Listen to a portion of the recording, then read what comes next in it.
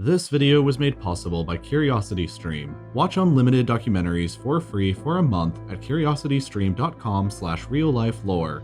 Mount Everest is the tallest mountain in the world, wedged between Nepal on one side, the 12th poorest country in the world, and the Tibet Autonomous Region in China, where there's only an average of 2 people that exist for every square kilometer. Everest is located in one of the most remote and hard to get to places on the planet, but its status as the tallest mountain in the world has been attracting climbers from all across the world for a century now.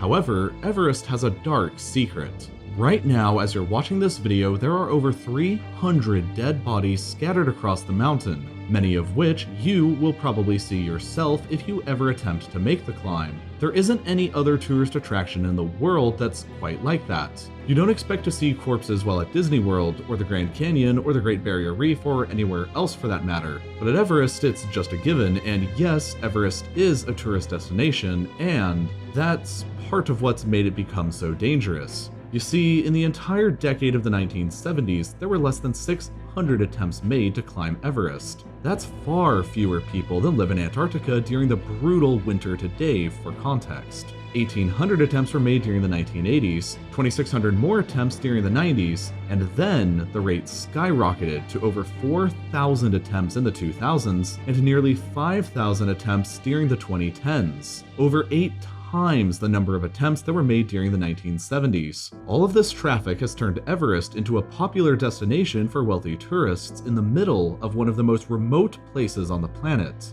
And the more that people try and climb, the more that some will inevitably fail and become a new, permanent part of the mountain's morbid and growing collection of corpses. The last year where nobody died while trying was all the way back in 1977. Unlike other mass graves, the bodies of Everest victims are well preserved due to the freezing environment, trapped in their clothing forever and permanently frozen in their last moments like ghosts stuck in time. The hundreds of bodies have been left up there because bringing them down is extremely dangerous and can, and has, resulted in even more deaths. Perhaps the most famous body on the mountain is a man simply known as Green Boots, named after the bright green boots he was wearing since his identity has never been officially confirmed. It's likely that the body of Green Boots is that of an Indian climber named Sawang Paljor, who disappeared on the mountain back in 1996. The body of Green Boots is visible to everybody attempting to summit the mountain from the north side even today. And if it is the body of Paljor, that means that it's been resting there in place for 23 years now. But that's far from the longest amount of time that a body has remained up there for.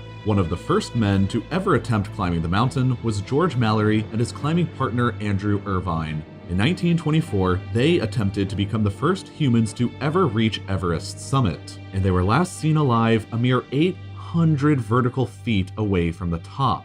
But they were never seen or heard from again. That is, until 75 years later in 1999, when an expedition discovered Mallory's long-lost and very well-preserved body. In one of the greatest ongoing mysteries surrounding the mountain, the discovery of Mallory's body 75 years later was unable to prove if he had ever reached the summit or not 30 years previously to when the first confirmed humans did it in 1953. It's known that he and Irvine were carrying a camera that they would have used to photograph their accomplishment had they done it. But the camera wasn't located anywhere near his body. The body of Irvine, however, remains undiscovered on the mountain to this day, the discovery of which could change our understanding of history and exploration forever if he was indeed carrying that camera. The first woman to have ever died on the mountain was a German named Hannelore Schmatz back in 1979. During her descent after reaching the summit, she grew exhausted after one of her partners had frozen to death.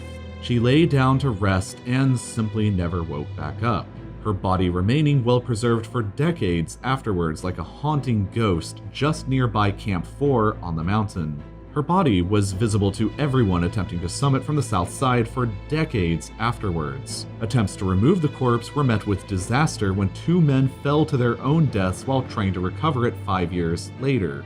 A Norwegian mountaineer named Arne Næss Jr., who witnessed the body, described it like this. It's not far now. I can't escape the sinister guard. Approximately 100 meters above Camp 4, she sits leaning against her pack, as if taking a short break. A woman with her eyes wide open and her hair waving with each gust of wind. It's the corpse of Hannelore Schmatz, the wife of the leader of a 1979 German expedition. She summited but died descending, yet it feels as if she follows me with her eyes as I pass by. Her presence reminds me that we are here only on the conditions of the mountain. The wind did eventually blow her body out of sight, but others have still remained. One of the other most infamous bodies is that of Frances Arsentiev, also known as the Sleeping Beauty for her very well-preserved features. She and her husband Sergei successfully summited the mountain back in 1998. But on their way back down, they became separated. After getting back to the camp and realizing that she wasn't there, Sergei set back out to try and find her. Meanwhile, Frances was encountered by a team of Uzbek climbers who did what they could to help. She was unable to move and suffering from oxygen deprivation and frostbite, so they gave her their own oxygen and carried her down as far as they could until their own oxygen levels began getting dangerously low. If they continued with the rescue effort, they themselves might have died as well, so they were forced to leave her behind alive and try and find more help. She died sometime later alone, while her husband's body was discovered the next year after apparently having suffered a fall. Her body remained plainly visible in the open for 9 more years until 2007, after it was successfully pushed away to a more hidden area. But perhaps the most infamous body on the mountain is that of David Sharp. He was an Englishman who successfully made it to the summit in 2006, but he did so alone without a guide, he didn't bring enough supplementary oxygen bottles with him, and he didn't even bring a radio to use for emergencies. He began his descent dangerously late in the day and was still 8,500 meters up when the night came. He sought shelter in a rock overhang near the body of Green Boots when he ran out of oxygen and began freezing. During the next morning, as many as 40 people passed him by as he was sitting there dying, frozen and unable to move and barely able to speak, but still horrifyingly conscious. Most did nothing to help. Some tried what they could, but believed that he was too far gone. Like Arsentiev from earlier, people were afraid that helping him could have put their own lives in danger as well. He died later that morning, frozen in a sitting down position. Many of the over 300 bodies located on the mountain are used by climbers today as landmarks as they make their way up towards the top.